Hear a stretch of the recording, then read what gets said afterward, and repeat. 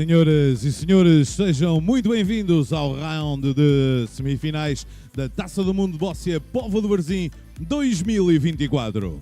Ladies and gentlemen, welcome to the round of semi-finals of Póvoa de Varzim World Bóssia Cup 2024.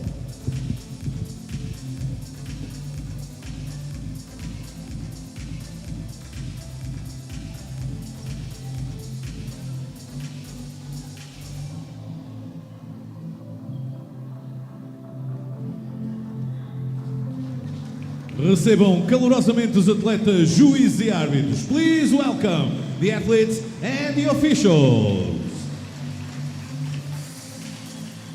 Playing for the knockout semi-final, BC2 female on court 1 and 2. Court number 1, the match between Sona Agayeva from Azerbaijan versus Eliska Yankekova from Slovakia.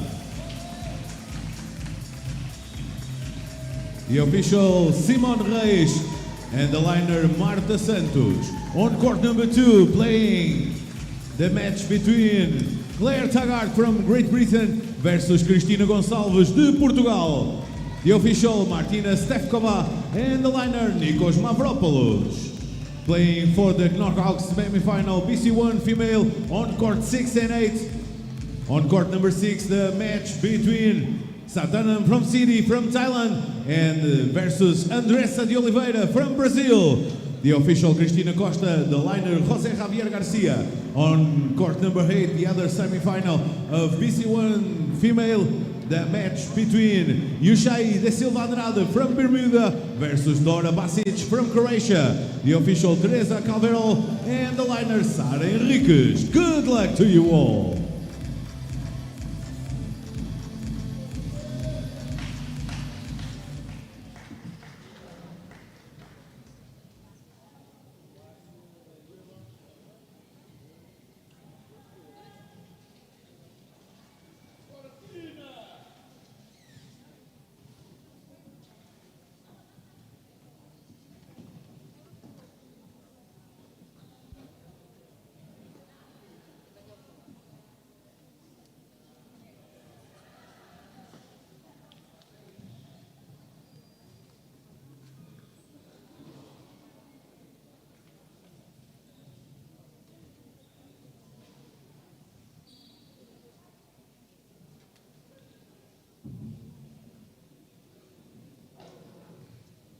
Star Woman.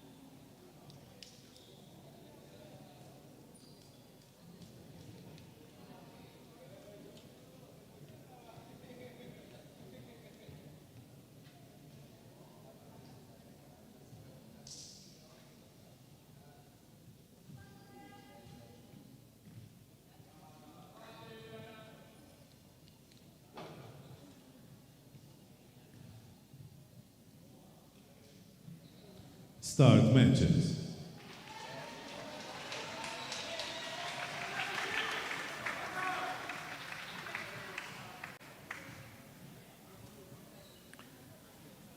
Well, good afternoon, ladies and gentlemen. Here we are again to make the comments of this semi-final BC2 female with two excellent athletes.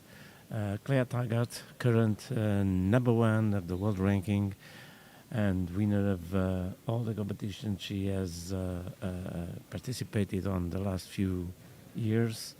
And also Cristina Gonçalves from Portugal that is making a very good tournament. So here with me I have for the comments Joep Pelser, which is the World Boccia coordinator for the competition and rules committee, and will help me with the comments and answering some questions and some other information and news of World Boccia. Thank you, Joep, for being here, and I ask you to start your comments, first of all, to these two players and the expectations for this semi-final. Yeah, thanks. Thanks for being here. And so I think it's a very nice game that we're looking at. Obviously, Claire, the current world champion, and has won a lot of competitions lately. And Cristina, who's been around, I think, as long as we all can remember, with some really good moments, sometimes a few events with a not so great result, but this competition she seems on fire, and so I think we're going to see a great match. Great, good. So about the current situation in the match. So Cristina played the first ball to open the situation, and now yeah, excellent shot. Yeah, it's a very typical start of a good boccia match. And, Claire blocking the jack, Cristina opening it up immediately and blocking it back. So yeah, these are typical shots where the players don't need to think a lot, just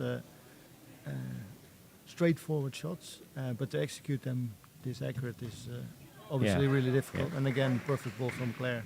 Yeah, leaving an open jack for her.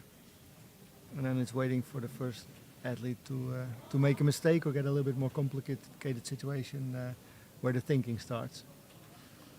Yeah.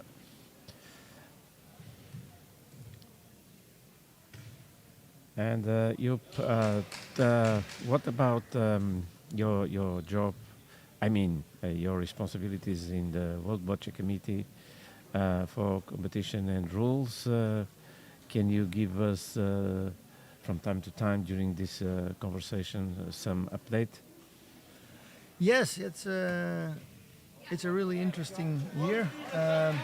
Obviously, we have the Paralympic Games, and we just finalized the whole qualification process. So we had, for the first time, a direct qualification tournament for teams and pairs, which was held here in Portugal a few months ago. And then we had the individual bipartite application process, which was really interesting. I think gave a good list of athletes for the Paralympic Games. And we're also working on reviewing the rules and the competition structure for the period after Paris. So the committee is quite busy this year. We can speak a bit more about that during the match. Great ball again from Cristina. Well, great ball, but is vulnerable, so Claire can attack it and put his ball, the ball that she's going to throw, put that blue a little bit away to the left and defend the jack with that ball. Yes, she could. I think she has basically two options. She could go in between the red and the blue, try to block the jack, Yeah. or try to get rid of the blue. But I think she has enough space to go in directly. Yeah. That would save her a ball and make it a really complicated situation. But she was lucky. Yeah, that's the nice thing. If there are a few balls around, sometimes they can help you. She was lucky, but it went well. But not scoring yet. No, now I think it's a simple push to that red one. Yeah. She could knock off the blue, but then the jack probably moves, so I think that's not a great solution.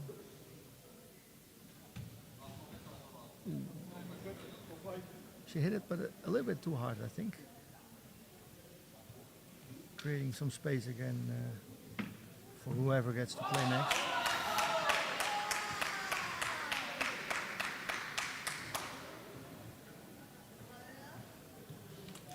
It's very easy for us to comment, comparing with what they have to do, and sometimes we're talking about some millimeters or less than 1 centimeter that can make a difference.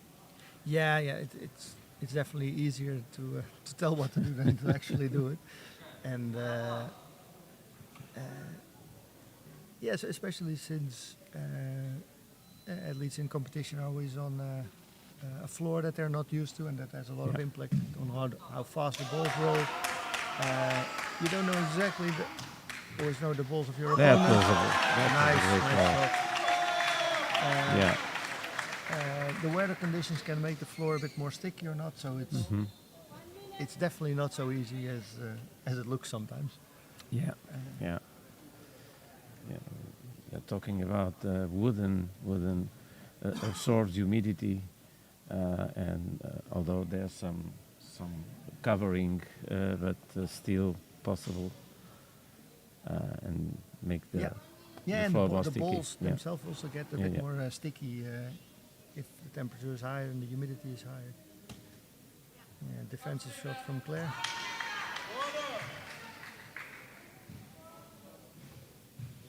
And now Cristina with 2 balls left. And she has She might some try to space. push a little bit further to try to score. Yeah, I think 2 options again. Either push the red and thereby the blue and the jack so that the other blue will score. And she could also place it against the blue one in the back of the jack. Yeah. And use that as a stopper to get a second point. When you put more speed, more strength, the accuracy is not so good. Oh, no, she tried the second option, but also didn't work. We could see that she was not convicted about what she was going to do. She played a little bit fast. She had time. And fast, yeah. It's a little bit of a wasted opportunity to get a second point here. But anyway, it's always nice to win the first end, especially if your opponent started it. Yeah.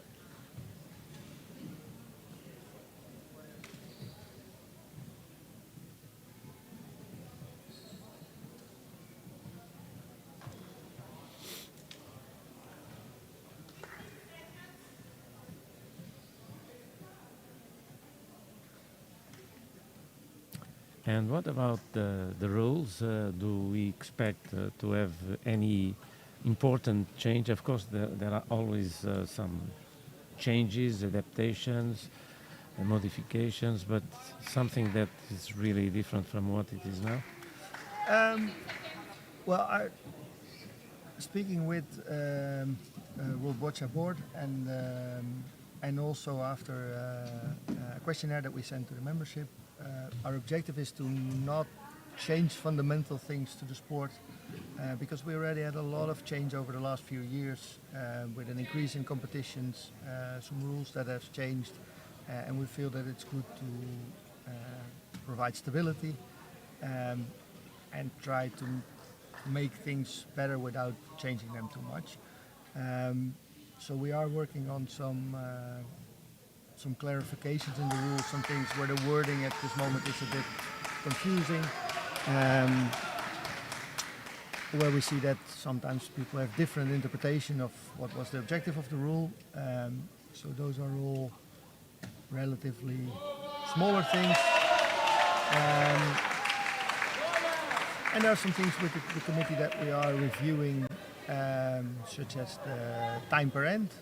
We see that at this moment, some classes are really tight on time. They really need to speed up constantly to manage to play all their balls within the time. And in other classes, you have time to go 3-4 times in and end to see the situation on court, to have long discussions in teams or pairs. So yeah, we're analyzing that to see if we can align that a little bit more so that everybody feels that they have a similar amount of time pressure rather than some classes having a lot and others not.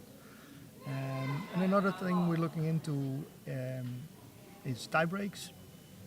And the question there is, do we still want to have a tie break in pools play? Because we see that in many sports, like overtime or tie breaks are only used in knockout stages. So that's a question that we're still looking into, if there's another way to do that in the pool stage where a draw could be a possible outcome of the match. So I think that those are two changes that could possibly happen. Or incorporate the tie as a possible score. Yeah. So that would be the idea, that you can either win, lose, or draw. Yeah. Well, we just or in the end of the European Football Championships, kind of that system in pool stage, you can have a draw. And when you go to the knockout stage, then obviously there needs to be a winner. Of course. So a tie-break. We have a set of criteria to set us. It's one more. No, and then of course there's the question on how should the draw count. You need to get a certain amount of points for a win or a draw. So that's some things to be working out. But that's a thing we're looking into. Because we feel that as close as boccia is getting, we see more and more games that go to tiebreak or that are won or lost by a very small score. And then it sometimes feels a bit drastic that if you have a very equal game finishing in 2-2, there needs to be a winner, and that side gets everything and the other one gets nothing. Rather than that, a draw is a really good result for both sides. Sometimes the draw is exactly the reflex of what the match has, what happened in the match. So why not? And sometimes it's unfair that one of the the competitors lose that match. So I agree. In one of the games yesterday, I talked about that. That was one possible change for the future, and I'm glad that you are thinking about that. Meanwhile, we are seeing the second end with a tremendous first ball of Cristina.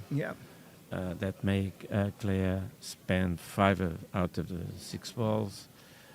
One attacking, she attacked with only 1 ball, and she saw that she couldn't lose more balls for the building a defense, and that's what she's doing, right? Yeah, I think it's a wise decision. Like, this is a very difficult situation to win the end, and it's typically the situation where you can lose a whole match if you're not proceeding with some caution. And she makes quite a nice defense here. So she'll be looking to keep the score at 1, maybe 2, so that she still has all the options with 2 ends to go to get back in the game. Sometimes we see players here being a bit too optimistic, attacking, losing 3-4 points, and then you're in a really tough spot to continue.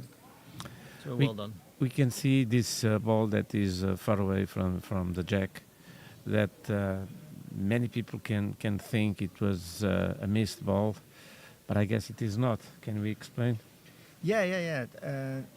I think from our perspective, she would have wanted it a little bit more to the left.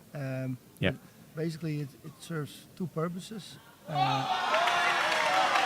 First, it's you block a lot of lines to get near the jack, and when the ball is a bit further from the situation, like the shadow of the ball where you cannot get past is bigger, so you block more lines. And then if there are a lot of balls close to the jack, it's easier to hit that group of balls, and your ball basically jumps over. Kind of what happened with the first shot now of Cristina. Yeah. It jumped a bit too far. So if you have a ball in front of that, then you cannot use that option of jumping over the whole situation anymore. But Cristina made here a good ball to attack, and now she has some space to score. Indeed.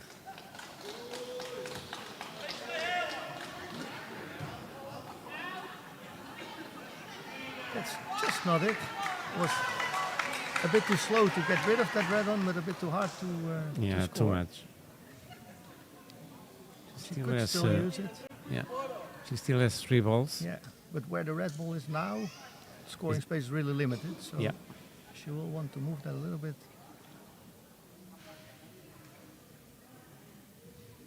to create some space for the other balls.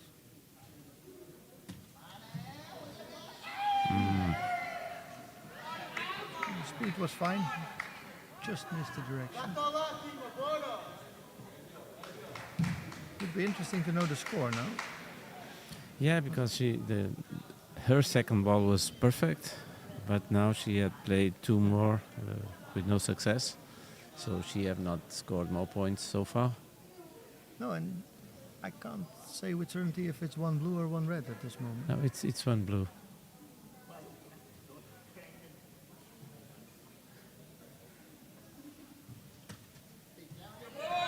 That's a great shot.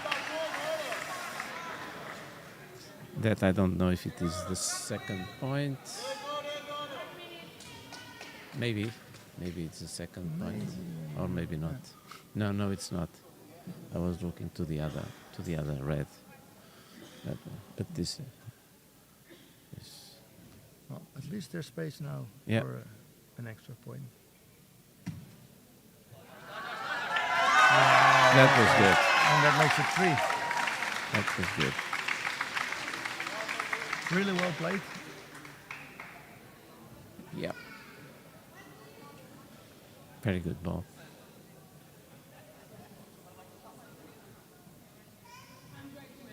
Yeah. That's impressive performance, because that situation was not so easy. No. Defense was well, not perfect, but also not so bad that you would right away expect 3 No. points. So And then really well played. she made an exceptional first ball, first the approach. Yeah. Then an exceptional move on the second ball to take the red ball away. Then she missed 3 balls or 2 balls, and the last 2 were amazing. Yeah. Yeah, 3. Yes, in the end, 4 good shots in a long end is good. Yeah. That, Absolutely. we see more and more that in the really short ends, a lot of players are capable to make 5 or 6 good shots in an end, but in a long end 4 is really good. It's really good.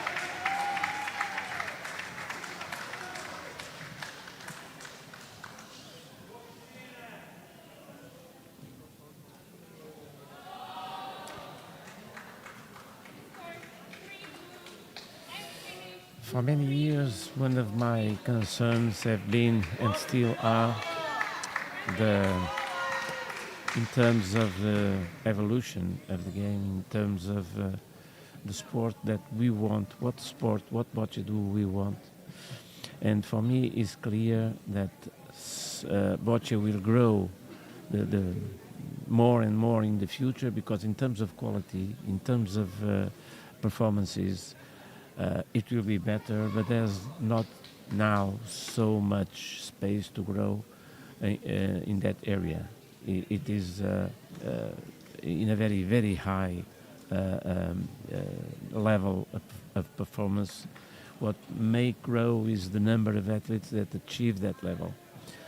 But in terms of the spectators, being this sport being known by sports world in general have been more spectacular. My concern is that one of my concerns is that we have two more stop moments where nothing happens there, rather than the referee measuring some discussions, measuring again, head referee. So I think that one of the hard works, because it's not easy, the hard works will be how to replace those moments for faster moments where spectators can understand better the sport, the way it goes, not so many balls together. If they don't really know the sport, they don't know what is happening. So is there any concern about that, or any perspective of doing any change in the future, or is not at all an issue for the World Boccia? Well, I think spectator engagement in the stadium as well as on television is definitely something that World Boccia wants to grow and improve. I think it definitely helps if the sport is faster. Obviously, it will never be a super fast sport, so I think we shouldn't aim for that in itself, because boccia is a strategic sport. Yeah. And there are several examples of strategic, like snooker. That's a very popular game in several countries, that's broadcast on television and seen by a lot of people, even though I think it's even much slower than boccia. But because people know it and understand it, and they have good commentary when they are seeing it on television, it's entertaining. The same for curling and several of those sports. So I think the presentation of the sport is important, and a lot of times spectators are maybe new to the sport. So I'm curious if we could do, like in a stadium, maybe they could tune in with their phones or their headset to a certain channel where they would also hear the commentary that we're providing, or somebody specific in the venue that provides commentary. I think what we are doing here is very good. That is much more entertaining to see a game with commentary than sometimes the live streams that we have, where you just see the balls and nobody explains you what's going on. It's really good for people that already know the sport, but for everybody else, it gets kind of boring. And for the sport itself, I know there have been suggestions to use alternate throwing rather than let the side who's not closest to the jack throw. So it would be just red starting and blue, red, like it's done in curling. Yeah. That would take out all the measurement by the referee. Only in the end of the end there would need to be a measure. So that would definitely speed up the game. I think it would also bring a completely different game. And when I was a coach in the past, I've tried it in a practice session, and what we saw was that the game became way less dynamic, because what you see in the game as it is now, like when the opponent is blocking the jack, you need to move the situation, otherwise you will never get closer and you lose all your balls. But if you, in this case, if you open the situation, but your opponent can throw again to the jack, there's not really point of opening it. So you get many more balls really close to the jack, and just with the last balls you try to get into a scoring position, because before it doesn't really matter, because it will always be the opponent playing. So from that experience, I was personally not really enthusiastic with that way of playing, and I think you get a fundamentally different sport by doing that. And I think especially for the classes that have a hard time moving balls around, like a lot of the BC1 athletes, but also BC3s, when there are more balls grouped together, you get more of what you just described as a lot of balls like stuck together, and you don't really see what people are trying to do, rather than a dynamic game that we're seeing at the moment. Yep. With a lot of movement on court. So I think um, it's important that we present the sport well, and also that we train referees well to be as quick as possible in their actions, so that not a lot of time gets lost. But I would say we also need to expect that we are a strategic sport, and it's a nice sport for a certain type of spectator that likes strategic games, and maybe not for those, that like more action and spectacle, since it's different. Yeah, and with this degree of softness that of the balls that it's allowed, the alternates of playing might be less interesting. If the balls were a little bit harder, they might be not so important. But yeah, I understand what you said. And we are seeing now the third end with Cristina missing 2 balls. The first ball was very good, but Claire took it out and is leading now. And Cristina has played, this is her 4th ball, and she wasted 2 of them, let's say. Yeah, important now to get something close to the jack. Don't want to leave Claire with too many balls. Yeah. Well, that's a good one, but it's better than the others. Yeah, it's really important here to get your opponent playing. Claire already played 3 balls as well, so she's going to play her 4th. So they're both going to be left with 2 balls. And Cristina doesn't need to win this end. If she loses with a point, it's still an okay result for her. But you don't want to leave Claire with a lot of balls. But if she loses for more than 1, it's challenging. Yeah. Yeah, for sure. There's always then the pressure of your feeling that your opponent's getting back in the game. Yeah. And don't want to lose the big advantage that you had. It's an interesting play here from Claire. She could go directly to the jack. She decided to move it. And well, yeah, I agree. I don't really like this play because it gives Cristina again the opportunity to block the jack. Yes. Where Claire could have locked up the end and saved 2 balls. Absolutely. To score the points later. It's absolutely. a little bit greedy to go for points here already.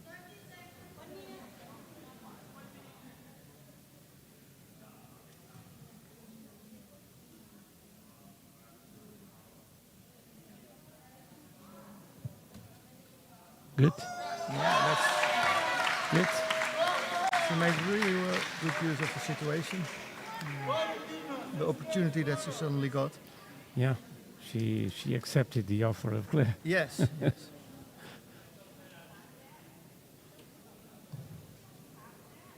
But there's still space. Claire can push her red ball, get closer to the jack, but it's not really the situation that she wanted to be in to get back in this game. No.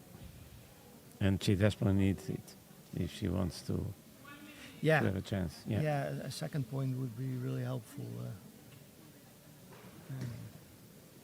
Because if you go last end with 4-1, you need at least 3 points even for a tiebreak. We'll know Cristina will play long again, and then you can only hope that she will miss quite some shots, because like with a good ball that she started with in the previous end. Just too fast.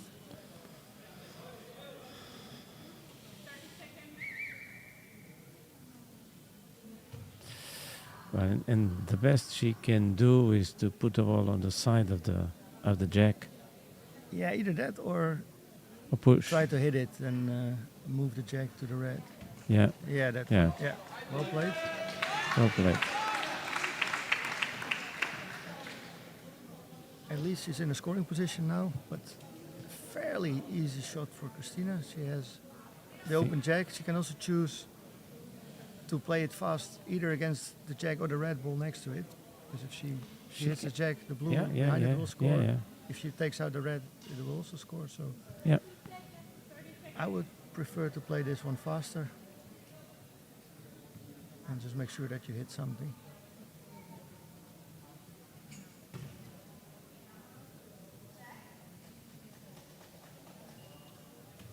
Yes. Oh, that's even better. Oh, Fantastic shot. Jesus. As you said, she's on fire. Yes, yeah, absolutely. Not Yeah. all the balls, but Had a little bit difficult phase in the beginning of this end, but then recovered really well. well, 2 more points and game over.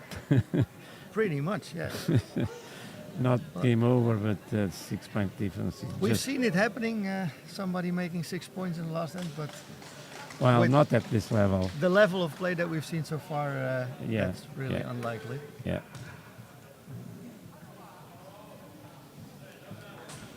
And Cristina can start the last end, so she's in charge of where the jag will be. Yes. So it's a really good situation for her.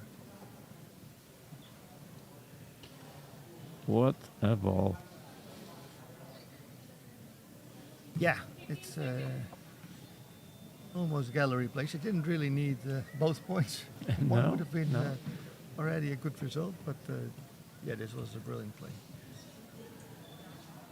Meanwhile, the other semi-final, we see a 4-0 lead for Natalie from Azerbaijan after 3 ends. Yes. And it's an interesting situation because there were 8 BC2 female athletes in this competition. And at this moment we see the 7th and 8th seeded athletes in a very good spot to go to the final. So the 2 lowest ranked sides beating everybody else, which I think is a great show of how competitive the sport is getting. Yeah. For sure.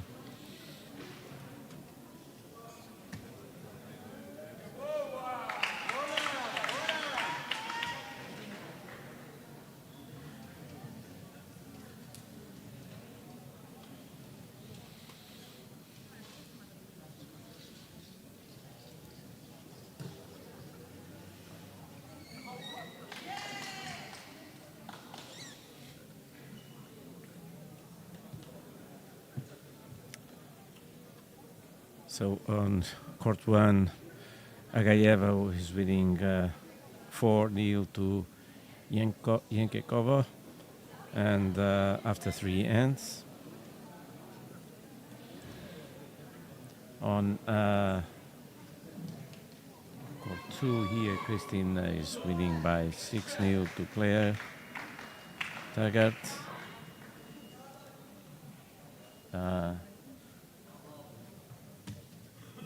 On court, now this is the previous match, so now it's court 6. On court 6, from City, from Thailand, is leading by 4-2 to the Brazilian Andresa Oliveira after 3 ends. And on court 8,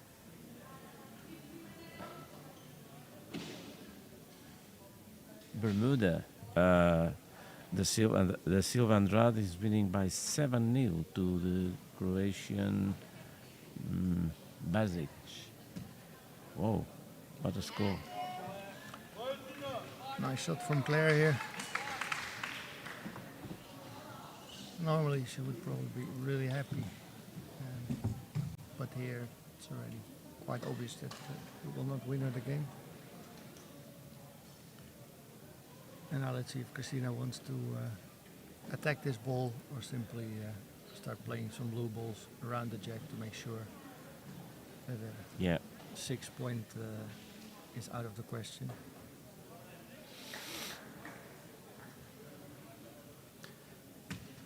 Yeah, she's gonna go for that. yeah. We have a comment here of Steve Maguire. He's saying that art standardized jack ball will make the sport more dynamic. What do you say about this? For sure. Yeah,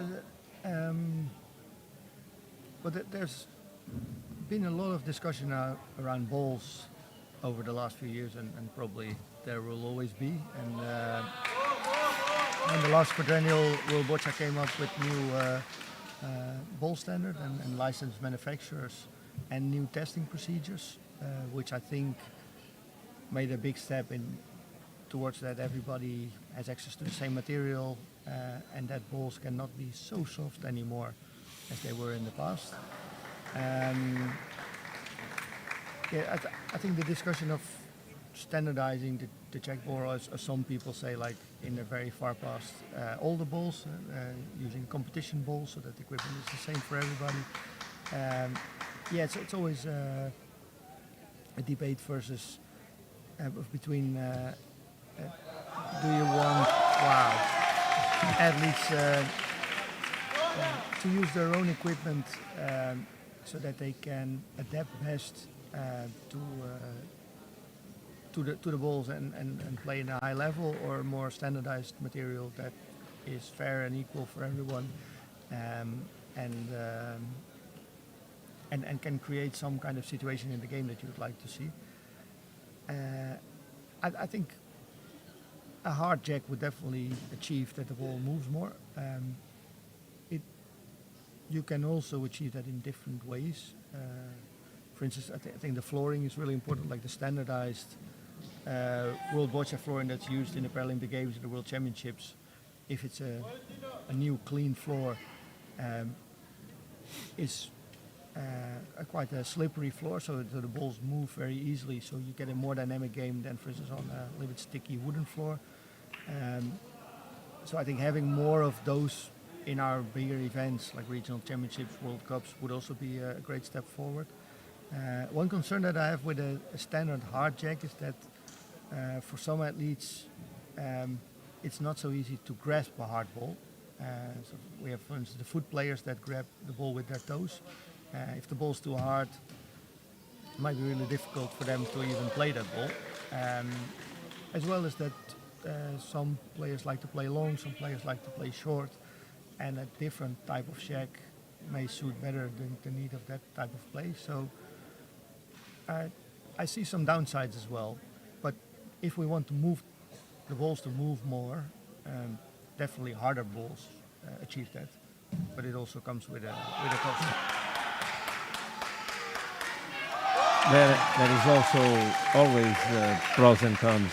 Yes, for decision. sure. And because I think when you see when the flooring is not too sticky, I think usually we see quite dynamic games. Well, the game as we've seen here, I think there's nothing to complain of the jack not moving, even though both players use a relatively soft jack. So, yeah. I'm not completely clear on this one. Yeah, I understand. Maybe it might be interesting if there was the chance of having a kind of side event, not a side event, but a side experience in some competitions with where the competitors could experiment, could try using different types of balls from those that are being discussed for more years, and a couple of rules that might be good in the future. So have the opportunity of experiment and have their feedback about that. Might be because there's no consequences on that, and you will have the feedback from that experience. It's definitely an interesting idea. The truth is a lot of changes are always made based on certain assumptions or ideas, but not really a lot of testing. And I see some practical challenges with the space that's available in most competitions and the busy schedule that people have, but it's definitely interesting to think how sometimes that could help, for sure. Yeah.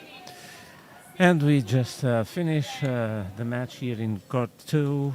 Claire scored 2 points on this last end. It was an interesting and different end because both knew that Cristina had won. She was winning by 6-0.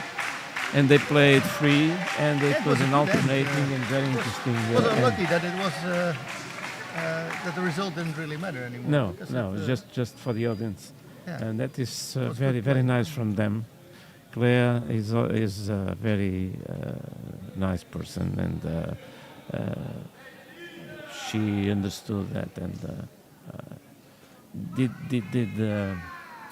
did that with her heart, and so as Cristina. But Cristina is happy because she have win. Yeah. So yeah, very nice. Yeah, good game, and I think Cristina made really good use of the opportunities that she got. It was not that Claire played bad, but I think she missed a few crucial shots. Yeah. Maybe one or two decisions that she could have done differently. But yeah, a good game. And looking forward to the finals. Yeah. So it will be the Azer girl, Yeah, Agayeva. woman, Agayeva, yeah.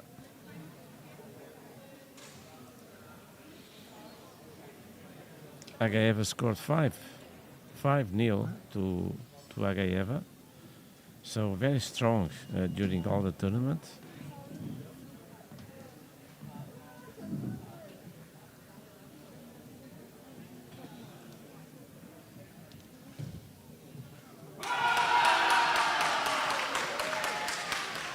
And the claps that we are hearing from the match of Rom City, Thailand, that is winning 4-2 to Andresa de Oliveira.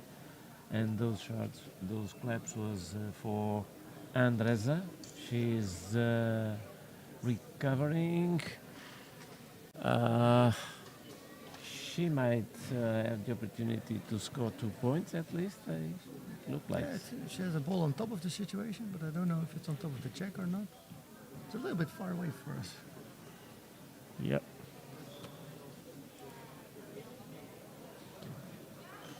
Court 6. Still difficult to see. Yeah, very difficult to see. There's no a camera on the top, and it's far away. Maybe we see the referee. And it's the Thailand athlete that has their ball on top. Oh yeah, it is. And Andresa is playing.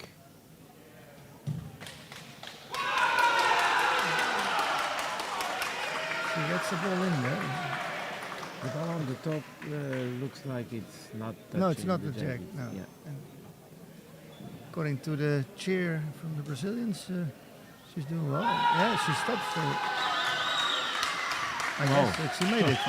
Oh, what's going on? Oh, she won. She is not playing the last ball, so 3 points for sure for Andresa. She's so happy. Yeah, very good. 3, yeah.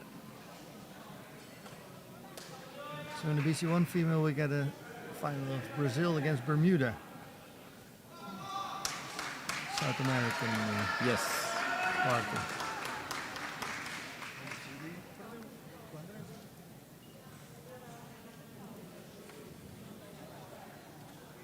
Yeah. So, Brazilian Andresa de Oliveira, 5, from City 4, BC1 female, and in 2 ends, Andresa recovered from 4-0 or 0-4 to 5-4. Amazing.